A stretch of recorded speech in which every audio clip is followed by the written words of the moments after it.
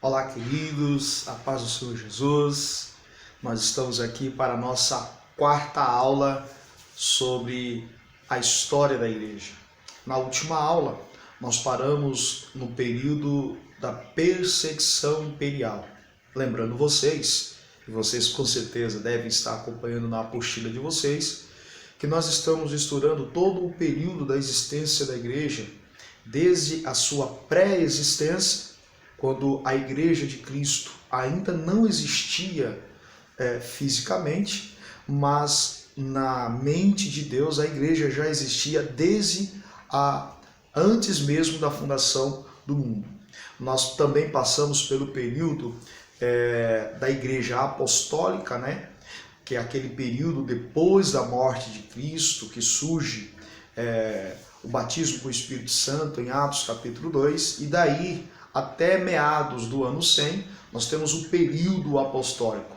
E o terceiro período é o período em que nós estamos estudando, que é o período das perseguições imperiais. No último vídeo que nós gravamos, nós falamos de algumas perseguições sobre a regência de alguns imperadores. Também falamos que toda aquela perseguição ela só ajudou a promover o reino de Deus, porque a história vai dizer, e Atos 2:47 também vai dizer, que quanto mais a igreja era perseguida, mais eles cresciam. Porém, toda perseguição, ela teve alguns frutos na igreja de Cristo. Uma delas, como acabamos de dizer, trata-se do crescimento populacional da igreja. E outro fruto das perseguições é justamente as escolas teológicas que surgiram. Se você der uma olhada na página 9, finalzinho da página 8, começo da página 9, você vai ver que ali, durante esse período de perseguição, que foi do ano 100 até o ano 313, essas perseguições, ela produziu frutos para a igreja. Dentre elas, algumas escolas teológicas. Aliás, surgiram 3 faculdades teológicas. A faculdade de Alexandria, eu estou na página 9, isso mesmo, na página 9, no comecinho, diz assim: nesta época surgiram 3 escolas teológicas, uma em Alexandria, outra na Ásia Menor e outra na África. Ora, ao invés da perseguição diminuir a quantidade populacional da igreja, multiplicou-se, cresceu a igreja em meio às perseguições.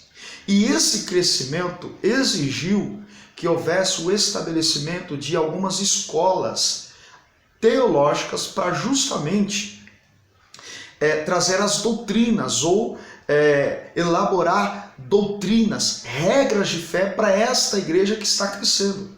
Porque se você for analisar, toda vez que as regras elas são violadas ou não há existência de regras, cada um faz o que quer. Mas nesse caso, a igreja primitiva, ela cresce em meio à perseguição, e ali os pais da igreja decidiram estabelecer 3 faculdades teológicas, uma em Alexandria, outra na Ásia Menor e outra na África, para justamente fundamentar as doutrinas bíblicas por intermédio das Sagradas Escrituras. E nesse momento, nesse surgimento dessas escolas teológicas, surgiram também algumas seitas e heresias. Se você acompanhar comigo aí na página 9, veja aí, seitas e heresias.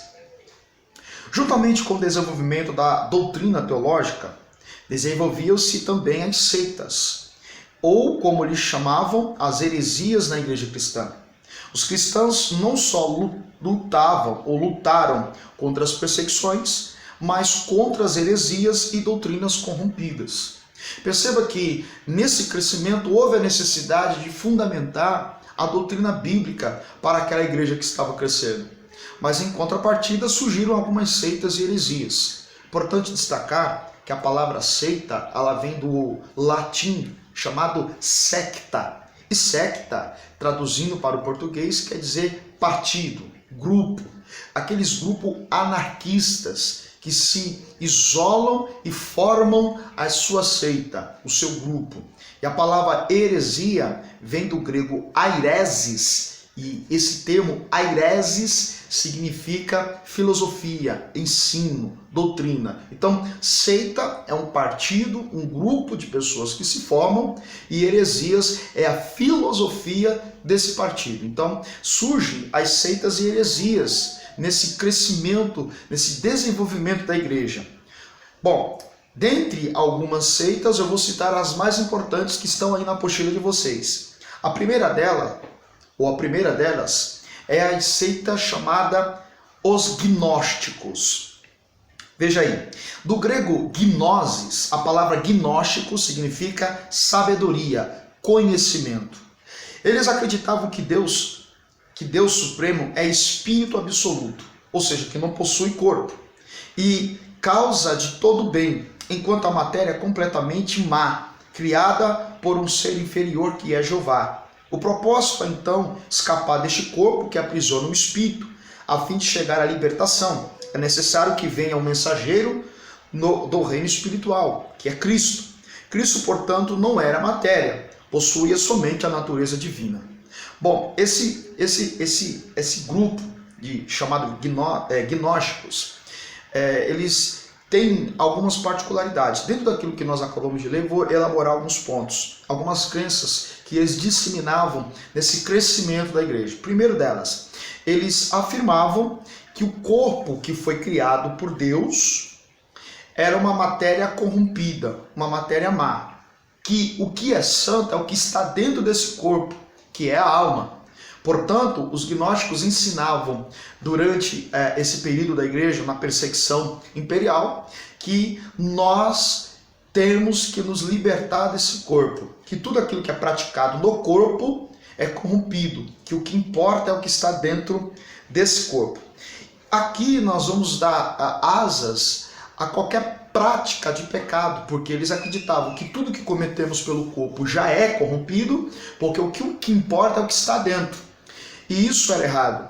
Nós sabemos pela Bíblia que aquilo que corrompe a nossa vida espiritual, o que está dentro, é justamente aquilo que praticamos pelo corpo. Eles aboliram as práticas sexuais, e isso vai atingir uma outra área, que é o casamento. Eles passam a ser contra o casamento. Eles acreditam que esse espírito ele precisa ser liberto por um homem ou por uma divindade chamada Jeová. Aqui eles desmistificam, ou seja, eles colocam Deus de um lado e Jeová de outro. Para eles, Jeová é Cristo. Então, esse Cristo, segundo eles, os gnósticos, eles ensinavam que Cristo é uma divindade que não poderia habitar em um corpo mortal, já que esse corpo era corrompido. Nós sabemos lá em João capítulo 1, versículo 1, que o verbo se fez carne. Então Jesus ele se humanizou, ele possuiu duas naturezas. E aqui nós já anulamos essa heresia que eram citadas nesse tempo. O segundo grupo mais famoso de seitas era os ebionitas. Quem eram os ebionitas? Do hebraico, a palavra ebionita, que do hebraico significa pobre, eram judeus cristãos que insistiam na observância da lei e dos costumes judaicos. Eles rejeitavam as cartas escritas por Paulo, eram considerados como apóstatas pelos judeus não convertidos. Bom, alguns pontos a considerar dessa seita durante esse período. Primeiro, eles eram tidos como pessoas pobres. Mas esse termo pobre, que a Bíblia chama de ebionita, esse termo pobre, dentro de um contexto judaico, era aquele tipo de judeu, de fariseus, que assumiam uma postura de tristeza, e eles vestiam essa carapuça e iam pelas ruas da cidade, pelas praças da cidade, demonstrando um aspecto decaído, um aspecto pobre, e aquilo na verdade era um fingimento, porque eles se fingiam de coitados para que os demais olhassem para eles e olhassem para eles como homens santos, né? Eles faziam questão de levantarem pela manhã, não se arrumarem, não tirar as remelas dos olhos, se assim podemos dizer, para que eles fossem para as ruas para serem vistos como homens santos, como aquele tipo de cidadão em que você olha para ele, nossa, como ele é coitadinho, como ele é de Deus. Então, esse tipo de encenação eles praticavam. E isso, a Bíblia vai dizer que quando nós formos jejuar, que nós lavamos os ossos, que nós mantenha um sorriso, um aspecto ativo, para que nós não venhamos demonstrar que estamos jejuando e assim fazemos uma prática de uma espiritualidade encenada. Muito cuidado com isso. Eles também não acreditavam no ministério de Paulo, rejeitavam as doutrinas de Paulo, e em contrapartida, eles assumiam uma postura de hipócritas. Nós temos também uma outra seita chamada de os maniqueus. Quem eram os maniqueus? Eles eram de origem persa. Foram chamados por esse nome em razão de seu fundador ter o nome de Mani. Acreditavam que o universo compõe-se dos reinos das trevas e da luz, e ambos lutam pelo domínio do homem. Rejeitavam a Jesus, porém criam em um Cristo celestial. Ou seja, eles acreditavam em Jesus, mas um Cristo, uma divindade espiritual que não se humaniza. E nós sabemos que para Deus salvar o homem, ele enviou o seu Filho, que se humanizasse como homem, e vivesse, experimentasse todos os aspectos de uma vida humana, para poder assim absolver o pecado do homem e nos resgatar lá na cruz do Calvário. E eles não acreditavam que um Cristo, a divindade, pudesse ser encarnada. Bom, na página 10, nós vamos para um outro período da igreja. Nós saímos agora do período das perseguições imperiais e agora nós vamos para a igreja imperial. Esse período da igreja imperial, ele vai ocorrer ou vai começar a partir do ano 313 depois de Cristo. Você vai ver que nesse período 313 depois de Cristo, você vai ver que durante esse período vai surgir na história um imperador supostamente cristão chamado Constantino.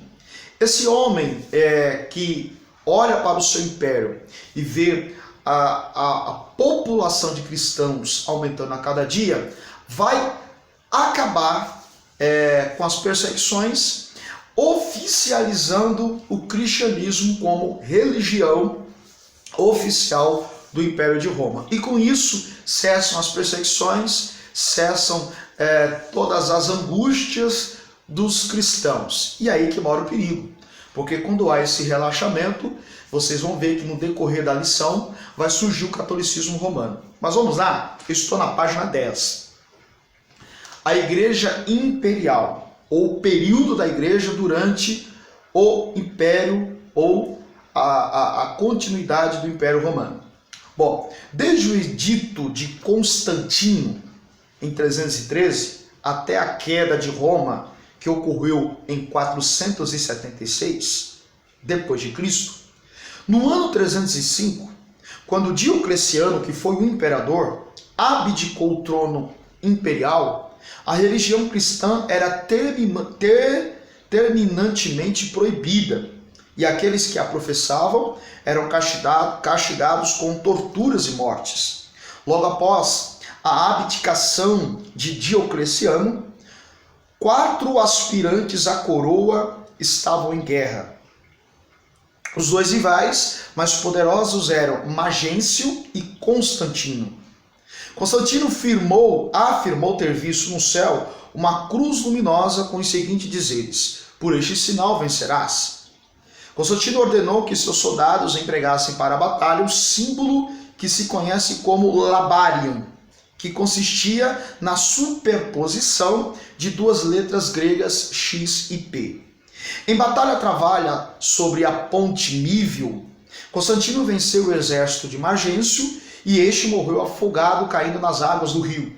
Após esta vitória, Constantino fez aliança com Licínio e posteriormente com Máximo, os outros dois pretendentes à coroa. Bom, essa leitura aqui é o pano de fundo do que está acontecendo no contexto dessa igreja do período medieval.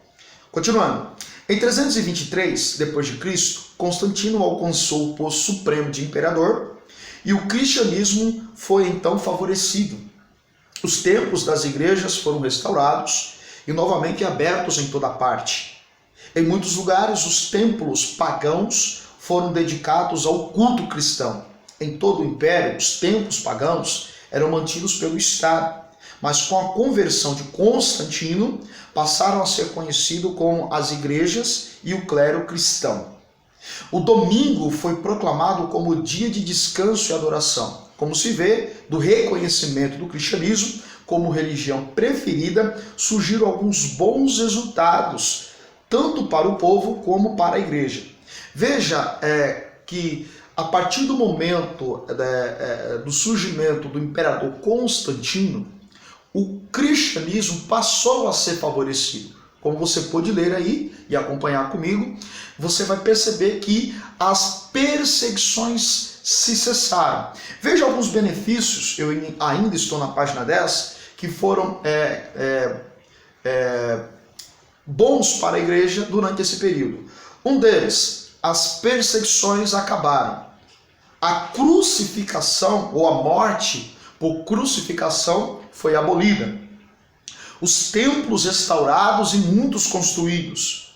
O infanticídio foi reprimido. A palavra infanticídio trata-se da morte de bebês, crianças. Vocês hão de lembrar que quando Jesus nasce, há um decreto do rei Herodes que todos as crianças do sexo masculino fossem mortas, sacrificadas vivas. E isso continuou durante a prática do Império Romano, haja vista que com o surgimento do imperador Constantino, essa prática de matar bebês foi abolida.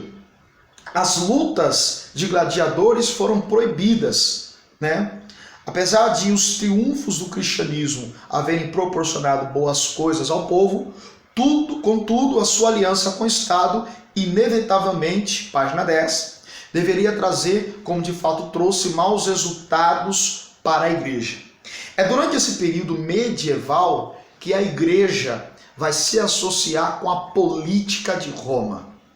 Veja que, com esse favorecimento do imperador Constantino, a igreja acaba tendo as suas dores e os seus problemas resolvidos. No entanto, essa mistura do Estado com a política vai surgir grandes problemas. Página 11. Primeiro, as igrejas eram mantidas pelo Estado e seus ministros privilegiados não pagavam impostos e os julgamentos eram especiais. Perceba que, além de favorecer o cristianismo, o imperador agora financia os pastores, os cleros da igreja. Ou seja, as lideranças das igrejas passam a ser assalariadas pelo Estado. Veja, a política entra em cena e agora assalaria os pastores. E isso vai dar vazão para que, quando o Estado necessitasse da igreja para qualquer tipo de assunto, a igreja estava sujeita ao Estado. Isso é um problema. Há muito problema quando a igreja de Cristo se mistura com a política do Estado. Isso não dá certo. 2. Iniciou-se as perseguições aos pagãos, ocorrendo assim muitas conversões falsas. Vocês há de concordar comigo que durante esse período havia muitas e milhares de religiões. Mas quando o imperador oficializa o cristianismo como religião oficial, todos os pagãos eram obrigados a se converter ao cristianismo. Quem não se convertia ao cristianismo acabava sendo mortos, né? Dá a sensação de que agora o jogo virou. Os pagãos eram assassinados. Mas em contrapartida, muitos pagãos Eles se convertiam ao evangelho, mas para não morrerem. E essa conversão não era original. Eles corriam para a igreja para não ser mortos pelo Estado. Isso é um perigo, porque lá na frente, esses pagãos que vêm de outras religiões vão trazer consigo as suas regras de fé para dentro do cristianismo. E é isso que vai produzir e gerar a igreja católica no futuro. Continuando. Todos queriam ser membros da igreja e quase todos eram aceitos. Homens mundanos, ambiciosos e sem escrúpulos, todos desejavam postos na igreja, ou cargos na igreja, para assim obter influência social e política. Quando os pagãos passam a ser membro das igrejas, eles alcançam, eles desejam os cargos pastorais, os cargos de evidência, para assim, primeiro, receber os salários do Império de Roma e poder ter alguma projeção política e social dentro da comunidade. E isso vai virar um problema. A Igreja de Cristo, ela é santa. Não foi criada para propósitos escusos. Outro problema, os cultos de adoração aumentaram em esplendor, é certo, porém eram menos espirituais e menos sinceros do que no passado. Com essa mistura, os cultos em adoração, as estéticas eram perfeitas, só que a espiritualidade do culto acaba tendo ou sendo afetada. Os cultos de adoração eram perfeitos, mas a espiritualidade já não era a mesma coisa. Aos poucos, as festas pagãs tiveram seus lugares na igreja, porém com outros nomes. Por exemplo, a adoração a Vênus e a deusa Diana foi substituída pela adoração à Virgem Maria. As imagens dos mártires começaram a aparecer nos templos com objeto de reverência. Ou seja, eles começaram a colocar assim, vamos colocar as imagens dos mártires da igreja para nós lembrarmos do que eles fizeram. Mas quando eles começam a colocar essas imagens dentro dos templos, o objetivo era outro. Esses homens, esses mártires, acabaram sendo venerados mais do que o próprio Cristo. Bom, no ano 363 d.C., todos os governadores professaram o cristianismo. E antes de findar o quarto século, o cristianismo foi virtualmente estabelecido como religião do império. Bom, veja aí o tópico, a fundação de Constantinopla. Constantinopla foi uma cidade importante dentro do Império Romano, que futuramente iria competir com a capital Roma para centralização do poder religioso. Veja aí, o imperador Constantino compreendeu que a cidade de Roma estava intimamente ligada à adoração pagã, cheia de templos e estátuas pagãs. Ele desejava uma capital sob os auspícios da nova religião. Na nova capital, a igreja era honrada e considerada. Não havia templos pagãos. Logo depois da fundação da nova capital, deu-se a divisão do império. As fronteiras eram tão grandes que o imperador sozinho não podia defender o seu vastíssimo território. Bom, o imperador Constantino, olhando para a situação da religião na capital de Roma, vendo essa mistura de pagãos com cristianismo, ele decide fundar uma nova capital. E nessa nova capital seria a capital da nova religião, que era o cristianismo. Nesse momento, há uma divisão entre a igreja oriental, que ficava na cidade de Constantinopla, e a igreja ocidental, que ficava na capital de Roma. Esse racha da igreja vai dar início ao projeto do catolicismo romano. Os romanos vão dar seguimento ao cristianismo, que vai recebendo os pagãos com as suas novas filosofias, com a sua nova fé vindo de suas religiões, e essa mistura vai projetar o catolicismo romano, enquanto na parte oriental, na cidade de Constantinopla, o cristianismo, entre aspas, acaba ficando puro das infiltrações dos pagãos lá do lado de Roma. Então, houve essa divisória. Se vocês fizerem uma pesquisa no Google, você vai encontrar lá a divisão, o racha entre a igreja oriental e a igreja ocidental. Bom, as controvérsias. os problemas que surgiram com essas misturas. A primeira controvérsia apareceu por causa da doutrina da Trindade. O presbítero Ário de Alexandria defendia a tese de que Jesus era superior aos homens, porém inferior ao Pai. Não admitia a existência eterna de Cristo. Seu principal opositor foi Antanásio, um cristão, também de Alexandria, que afirma a unidade do Cristo com o Pai e sua divindade. Constantino não teve êxito em resolver a questão, por isso convocou o concílio em Nicéia no ano 325, onde a doutrina de Ário foi condenada. Veja que a igreja, com a adesão de alguns pagãos, esses pagãos começaram a contestar a questão da Trindade, que o Pai, o Filho e o Espírito Santo não são as mesmas pessoas e que Cristo não é eterno. Graças a Deus que neste ponto da história, Constantino organizou um concílio na cidade de Nicéia e ali ficou decidido que a Trindade é constituída pelo Pai, pelo Filho e pelo Espírito Santo e que a contestação desse presbítero falso foi jogada por terra.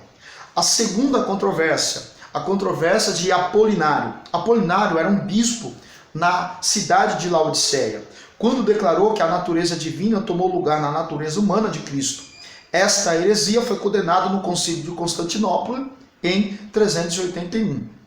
Ou seja, ele está dizendo que a natureza humana de Cristo foi inferior à sua natureza divina, dando a entender que havia dois Cristos, dois Jesus em uma só pessoa. Não, havia ali duas naturezas, uma não era superior à outra. Bom, a controvérsia de Nestor.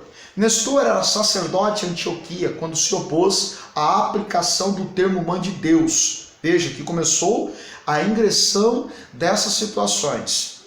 Como um fato aqui, a passar a declaração de que Maria é a mãe de Deus. E foi levantada por um sacerdote chamado de Nestor.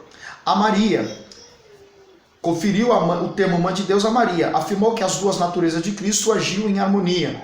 No concílio de Éfeso, em 433, Nestor foi banido e suas obras foram queimadas e aprovado o termo mãe de Deus. Ele não teve sucesso e o termo mãe de Deus, a Virgem Maria, ganhou status de doutrina.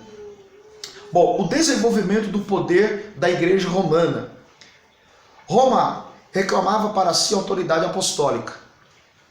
A Igreja de Roma era a única que declarava poder mencionar o nome de dois apóstolos como fundadores, isto é, Pedro e Paulo. É importante declarar que a Igreja de Roma, não de Constantinopla, aquela que manteve o cristianismo puro, e esse cristianismo que chegou até nós, mas a Igreja de Roma, defende a ideia de que Pedro ele foi o primeiro papa, o primeiro representante legal da Igreja. Só para vocês anotarem aí, o termo papa em italiano quer dizer papai. E Pedro é tido como o primeiro papa.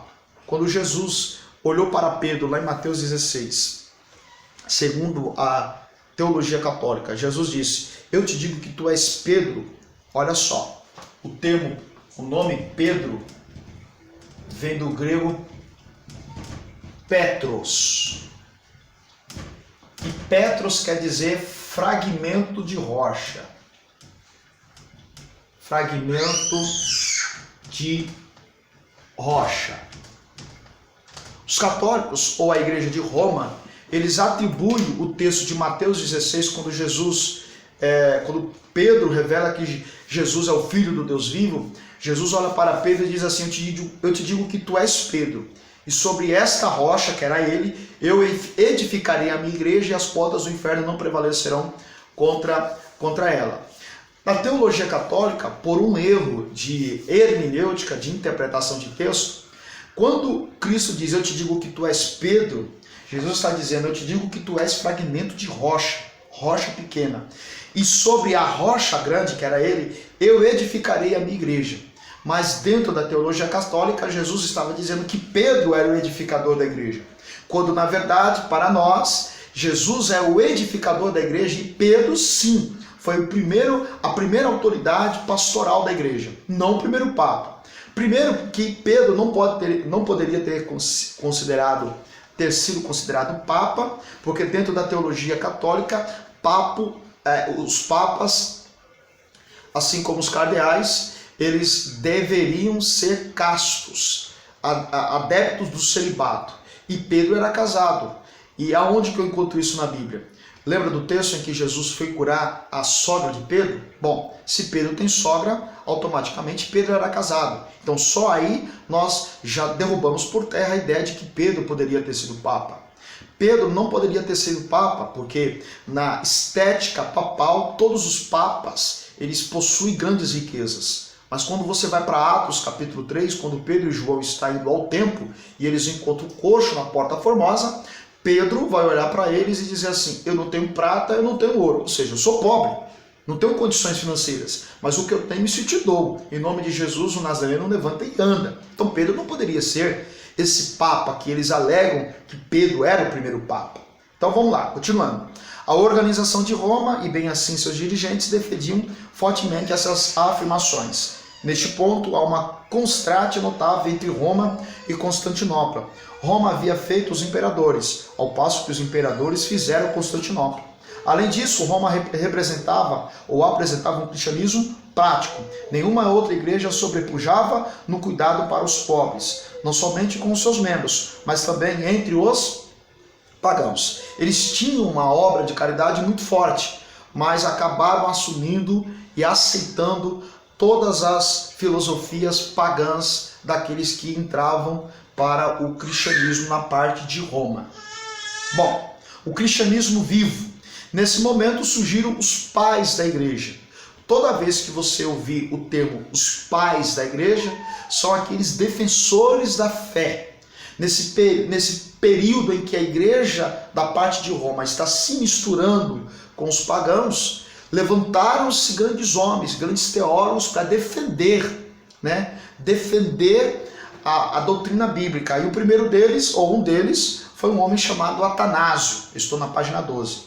Atanásio foi ativo defensor da fé no início do período. Já vimos como ele se levantou e se destacou na controvérsia de Ário. Foi escolhido bispo de Alexandria, 5 vezes exilado por causa da sua fé, mas lutou fielmente até o fim. Na página 13 nós temos um outro defensor da fé, chamado de Ambrósio.